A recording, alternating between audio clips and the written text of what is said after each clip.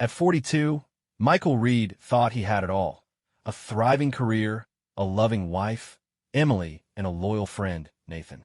But at 3 a.m., a single call shattered his world.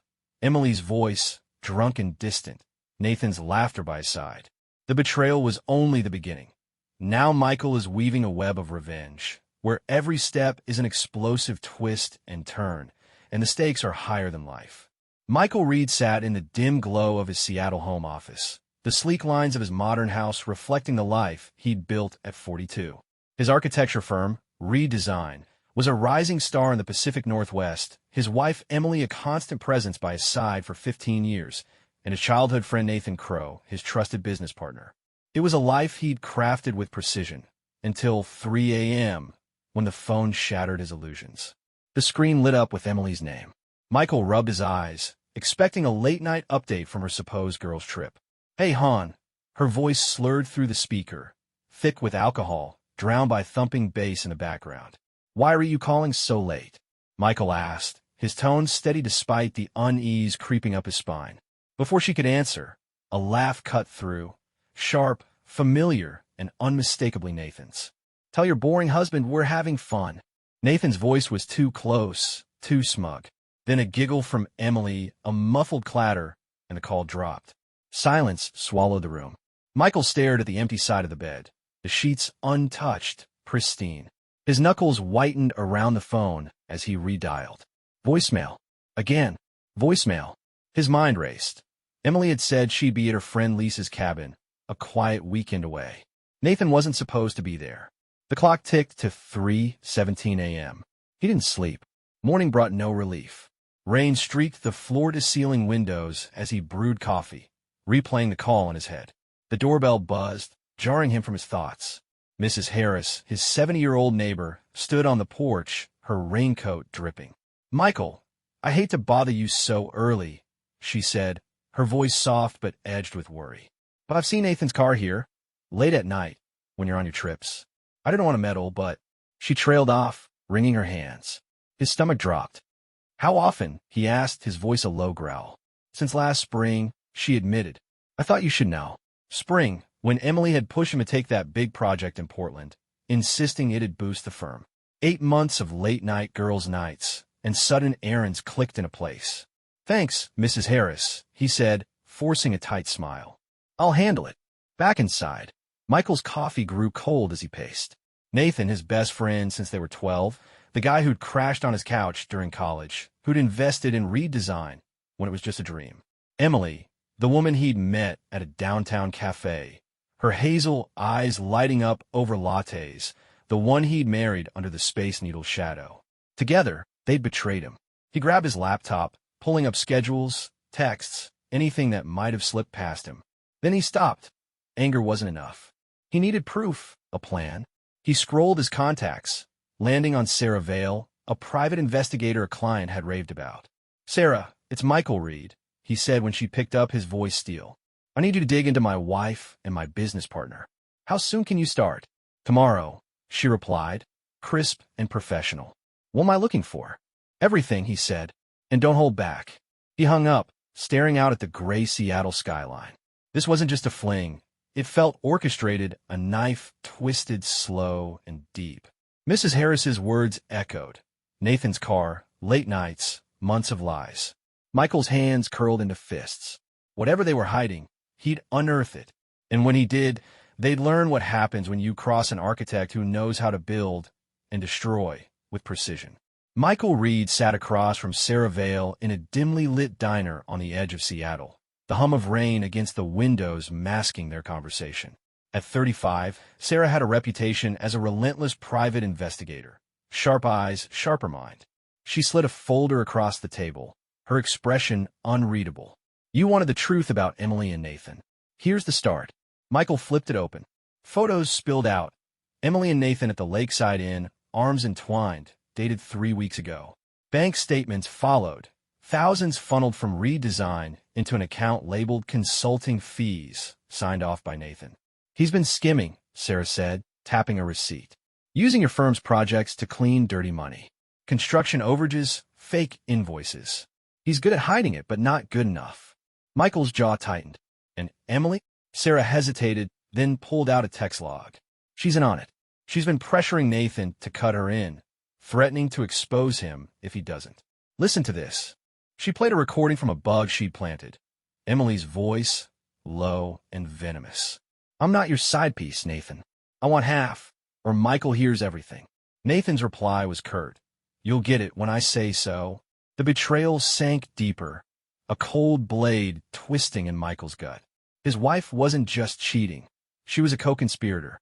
How far does this go? He asked, voice steady despite the storm inside. Deeper than you think, Sarah said. Nathan's tied to some heavy hitters, local mob types. I'm still tracing the money, but it's big. And Emily's not as clueless as she plays. Michael leaned back, processing. His firm, his life's work, was a laundering front, and the two people he trusted most were carving it up. Then his phone buzzed, a text from an unknown number. Check your mail. He frowned. Keep digging, he told Sarah, standing. I'll call you tomorrow. Back home, he found an unmarked envelope in his mailbox. Inside, a single page, handwritten, Michael, it's Tom Carver. Nathan ruined me 5 years ago, seduced my wife, bled my business dry, then vanished. He's a predator. Watch your back. He's worse than you know. Tom, his old college buddy, who dropped off the map after a messy divorce. Michael's pulse quickened. This wasn't just personal, it was a pattern. He called Sarah. New lead. An old friend says Nathan's done this before. Cross-check Tom Carver's story, Portland, 2018. Got it, she said. But Michael, if Nathan's this dirty, he's dangerous. You sure you want to push? He pushed first, Michael replied, hanging up. That night, he couldn't sleep. He pored over Tom's letter, then his own records. Every late-night meeting Nathan had called, every trip Emily had encouraged. A memory surfaced. Nathan pitching a waterfront project last year, insisting Michael stay hands-off. I'll handle the details, he'd said with that easy grin. Details, Michael now realized, that hid a fortune in lies. His phone lit up again. Sarah, found something. Nathan's meeting a guy tomorrow. Pier 57, 10 p.m. looks shady. I'll tail him, but I need backup. You in? Michael didn't hesitate. Yeah, I'm in. He grabbed his coat, the weight of Tom's warning settling in. Nathan wasn't just a cheat. He was a wrecking ball, and Michael had been blind too long. Tomorrow, he'd see the monster unmasked. Whatever came next, he'd be ready, not just to survive, but to strike back.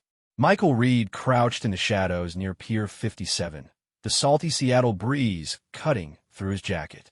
It was 9:55 p.m., and a waterfront hummed with distant ship horns. Beside him, Sarah Vale adjusted her earpiece, her eyes locked on the dimly lit dock where Nathan was due to meet his contact. Stay low, she whispered. This could get messy. At 10:02, Nathan's black SUV rolled up. He stepped out, glancing around nervously, a briefcase in hand.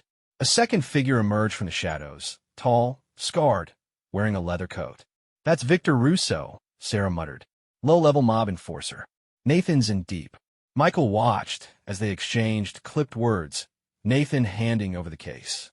Russo peeked inside, nodded, and vanished into the night. Cash drop, Sarah confirmed, snapping photos. He's paying someone off. Michael's mind raced. Nathan wasn't just skimming. He was bleeding redesign to cover debts. But to who? We need more, he said. Tail him. Sarah nodded, and they tracked Nathan's SUV to a downtown bar. Inside, through a window, Michael saw him meet another man. Slick suit, sharp eyes. Russell Wade, Sarah ID'd him. Nathan's silent partner on the waterfront deal. Word is he's ruthless. The plot thickened when Sarah's phone buzzed with a text from her source. Check Emily's accounts. She's moving money, fast. A quick hack later, they had it. Emily had siphoned $200,000 into an offshore account, labeled EW Consulting. She's not just in on it, Michael growled. She's planning her exit. Then, a bombshell, photos from Sarah's tale showed Emily meeting Russell at a hotel 2 nights ago, their body language intimate. She's jumping ship, Sarah said. Nathan's sinking, and she's got a new lifeboat. Michael's anger hardened into resolve. He needed a team.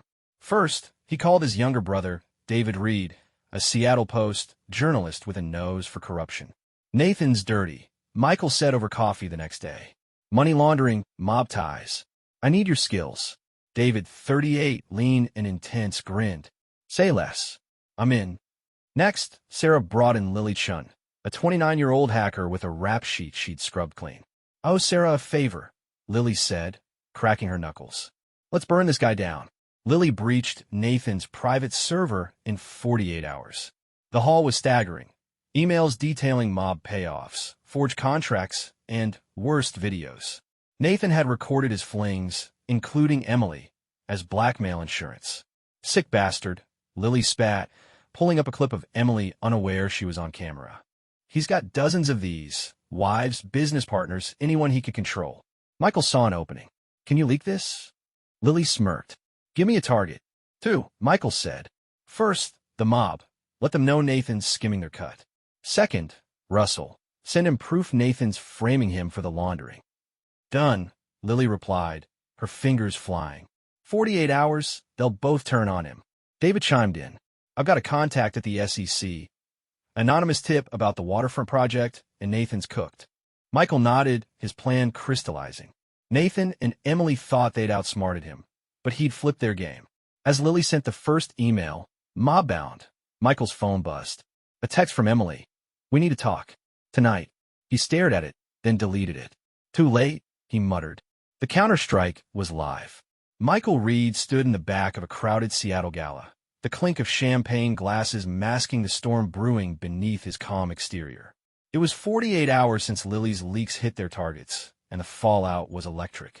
Nathan Crow, once the room's golden boy, darted between guests, his smile strained, sweat beading on his brow. Emily trailed him, her elegant dress a facade for the panic in her eyes. Michael watched, sipping his drink, as his plan unfolded. Lily's first strike had landed with the mob. Victor Russo's crew froze Nathan's accounts overnight, demanding their missing $500,000. Money Nathan had indeed skimmed, but couldn't explain. Her second hit Russell Wade, who received a doctored email showing Nathan pinning the laundering on him. By morning, Russell had cut ties, threatening legal war. David's SEC tip triggered an audit, and redesigned contracts were under a microscope. Nathan was a cornered animal. At the gala, Michael caught snippets of chaos. My accounts are locked. Nathan hissed into his phone, pacing near the bar. I need cash now. Across the room, Emily clutched her clutch, her gaze flickering to Michael. She texted him again that afternoon. I made a mistake. Please, let's fix this. He'd ignored it. She'd chosen her path. Then the hammer dropped. Lily, holed up in a van outside, texted Michael. Mob's here. Pier 57 Redux. Through her hacked feed, he saw Russo's men confront Nathan in the parking lot. Where's our money, Crow? Russo barked, shoving him against his SUV. Nathan stammered. It's a mix-up. I'll get it. A fist to his gut silenced him. Michael turned away. Nathan's debts weren't his problem anymore. Inside, Emily broke. She cornered Michael near the coat room, her voice trembling. I didn't know how bad he was, she pleaded. I thought it was just us. Then he dragged me into his mess. Forgive me. Michael stared at her cold. You sold me out for a cut, he said, pulling a folder from his jacket, Sarah's evidence of her offshore account. $500,000, Emily. You're as guilty as he is. Her face crumpled, but he walked away. Sarah's final play came at midnight. She tipped Detective Harper, a clean cop, with a curated package. Nathan's mob ties, the laundering, Lily's videos, minus anything implicating Michael's team. Sirens wailed as police stormed Nathan's downtown condo. Body cam footage, streamed by Lily, showed Nathan raging. This is a setup. Until a hidden stash of cash tumbled from his desk. You're done, Harper said, cuffing him. Emily's turn came next. She tried to spin it, sobbing to Harper, he forced me. I've got proof. She flashed the mob email, unaware it came from Michael's camp. Sarah stepped in, handing over the offshore records. She's lying, Sarah said. Check the dates. Emily's pleas turned to silence as cuffs clicked on her wrists. By dawn, Nathan faced 20 years, fraud, laundering, extortion. Emily got 5 as an accomplice. Michael stood outside the precinct, rain soaking his coat, watching them loaded into vans. David clapped his shoulder. You okay? They thought I'd break, Michael said. They were wrong. Sarah grinned. Phase 1's done. What's next? Michael's eyes glinted. Rebuilding on my terms. 8 years later, Michael Reed stood on the 20th floor of the redesigned tower, a sleek monolith overlooking Seattle's skyline. At 50, his hair was streaked with gray, but his eyes burned with purpose. The firm had tripled in size, its projects, sustainable housing, community hubs, earning national acclaim. Nathan Crow and Emily were ghosts of a past he'd buried, their betrayal the spark that forged something unbreakable. The gala fallout had been swift and final. Nathan's 20-year sentence held firm. Prison reports painted him as a broken man, muttering about conspiracies no one believed. Emily served her 5, released to a life of obscurity. Last Michael heard, she was a cashier in Tacoma, her pleas for forgiveness ignored. He'd kept her letters, unopened, in a locked drawer, a reminder, not a regret. From the ashes, Michael built more than a business. With David, Sarah, and Lily, he launched the Trust Shield Foundation in 2027, a nonprofit aiding victims of fraud and betrayal. It started small, support groups in church basements, but grew into a network spanning 10 states. Redesigned profits funded it, turning pain into protection. Today, its latest project unveiled, a rehab center downtown, ribbon cut by David, now a celebrated investigative reporter. Michael's phone buzzed as he reviewed the center's plans.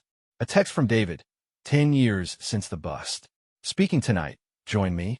David had turned his own demons, years of chasing scoops at personal cost, into a crusade against corruption. His exposés on Nathan's mob ties won awards, but he credited Michael. You show me how to fight back.